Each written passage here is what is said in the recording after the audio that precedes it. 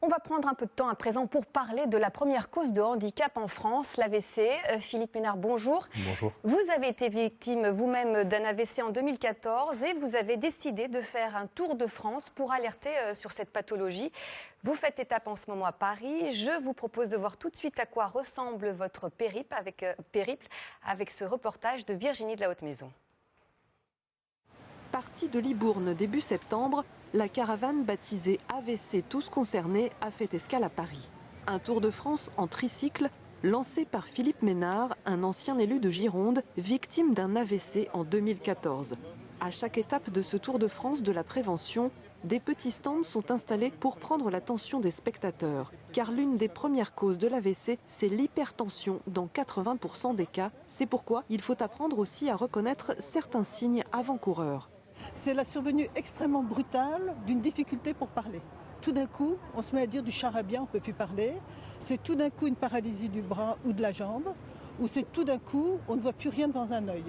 Alors ces symptômes, le plus souvent, ils font pas mal, il n'y a pas de douleur, ça dure quelques minutes et ça régresse, mais ça veut dire qu'il y a un accident vasculaire qui risque de survenir.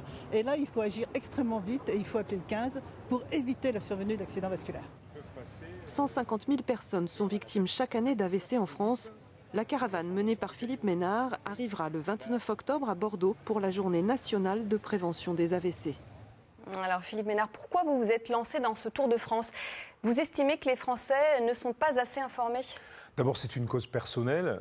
Après mon coma et mon opération neurochirurgicale, l'ablation d'une partie du cervelet, j'ai fait plusieurs mois de rééducation. J'ai rencontré beaucoup de monde, beaucoup de vies brisées. Vous dites que vous avez été miraculé.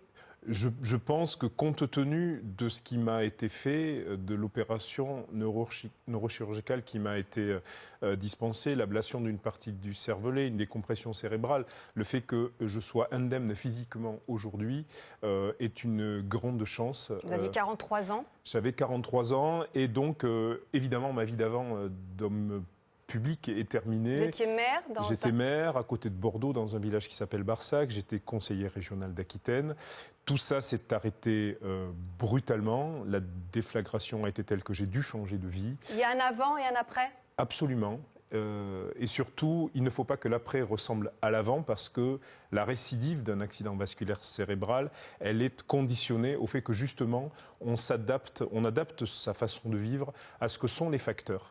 Vous avez gardé des séquelles, vous? On sait que dans 3/4 des cas, c'est le cas.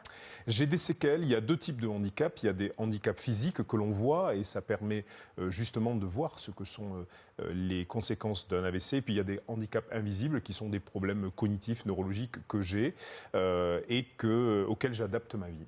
Et vous rappelez sans cesse effectivement les signaux qui doivent nous mettre en alerte. C'est ce qu'a expliqué le docteur Boiman. À partir du moment où il y a un affaissement du visage, la perte de mobilité d'un bras ou d'une jambe, une difficulté à parler, il est fort possible qu'un accident vasculaire cérébral est en train de se passer.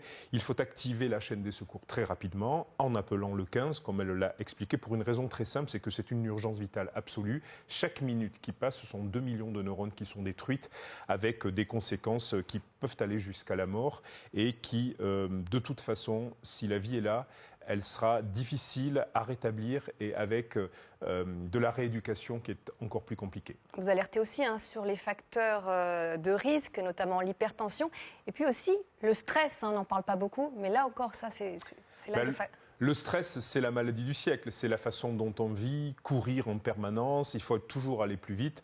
Si on s'arrêtait un petit peu de courir, pour une raison simple, c'est que ça ne change rien à la vie. Il est évident que le stress conduit à l'hypertension artérielle. Dans 80% des cas d'AVC, il y a de l'hypertension artérielle.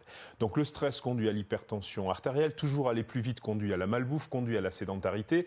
C'est un cocktail qui ne peut que mal finir et dont la santé pâtit. Merci Philippe Ménard. Et je rappelle que votre Tour de France de la prévention contre l'AVC prendra fin le 29 octobre à Bordeaux. Il vous reste donc encore une dizaine d'étapes à parcourir. Bonne chance pour la fin de ce périple. Merci.